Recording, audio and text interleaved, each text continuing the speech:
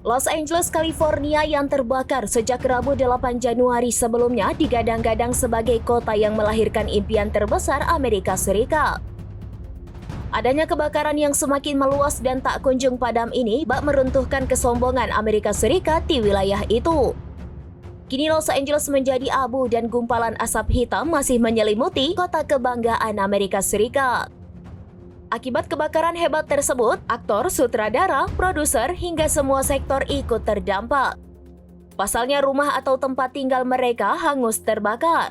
Selain itu, lokasi produksi film dan televisi juga hangus dilahap si jago merah. Dilansir dari Kompas.com, sektor hiburan Los Angeles yang mencapai 115 miliar dolar Amerika Serikat atau 1.876 triliun bagi ekonomi di Los Angeles kini berada di posisi yang sulit. Sebagai informasi, kebakaran tersebut cepat meluas dan sulit untuk dipadamkan karena hembusan angin yang cukup kencang. Sehingga angin kencang tersebut memicu titik-titik api baru. Kondisi api yang tak kunjung padam dan kemunculan kepulan asap juga mengganggu kesehatan masyarakat.